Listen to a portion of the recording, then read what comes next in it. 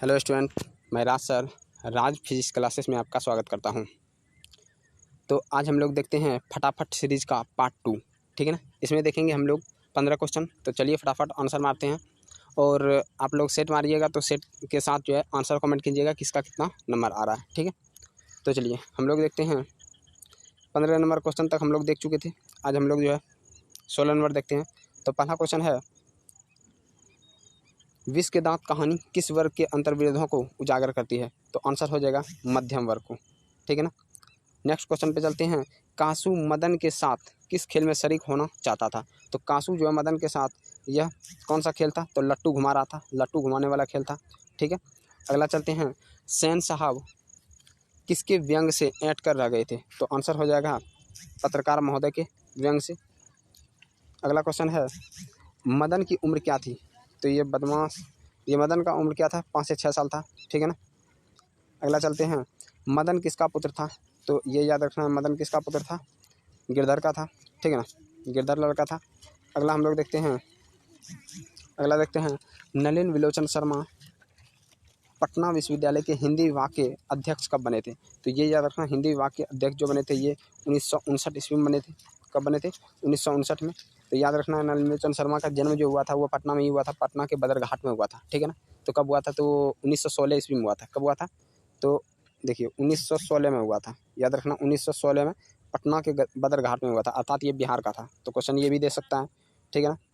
तो अगला क्वेश्चन हम लोग चलते हैं।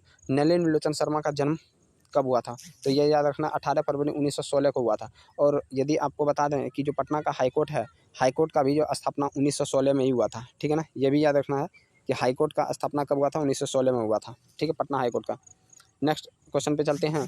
नलिन विलोचन शर्मा की मृत्यु कब हुई थी? तो ये याद रखना,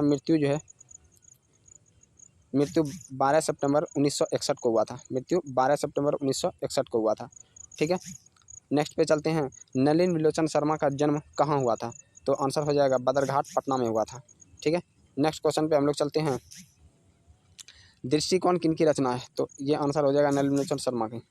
ठीक है, नेक्स्ट क्वेश्चन है, लड़कियाँ क्या है? कठपुतली है। किसे इस बात पर जो है गर्व है? तो माता पिता को इस बात पे गर्व है। ये व्याख्या करने के लिए भी क्वेश्चन दिया हुआ हिंदी में। ठीक है ना। उसके बाद कौओं की जमात में शामिल है लेकिन ये कौन ला लग गया? तो यहाँ हंस ला लग जाता है। इसका मतलब है, अर्थ बताता है कि यहाँ हंस कौन है? तो हंस यहाँ कासू को बताया गया है। ठीक है ना। ये भी क्वेश्चन दे सकता है कि यहाँ पे हंस किसको कहा गया है? तो कासू को कहा गया है। ठीक है ना, हंस किसको कहा गया? कासू को। और कौवा किसको कहा गया है?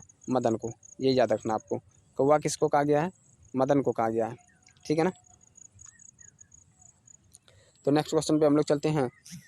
किसके अनुसार सेनों ने सिद्धांतों को बदल लिया था? तो जो घर में सबसे बदमाश था कौन था? खोखा था। ये अपने सिद्धांत को बदल लिया था।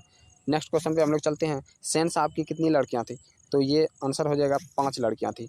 ठीक है, नेक्स्ट क्वेश्चन पे चलते हैं और जो आज का लास्ट क्वेश्चन होगा, सोफर का अर्थ क्या होता है? तो आंसर हो जाएगा ड्राइवर। सोफर का अर्थ क्या होता है? ड्राइवर। तो ये याद रखना। और आप लोग बताइए कि आप लोगों को जो है ना कितना क्वेश्चन जो है सही हुआ आप लोगों का और कितना नंबर आया। ठीक है, यदि किसी का 15 में 14 आ रहा है तो ये बेटर है, इसमें कोई भी डाउट नहीं है।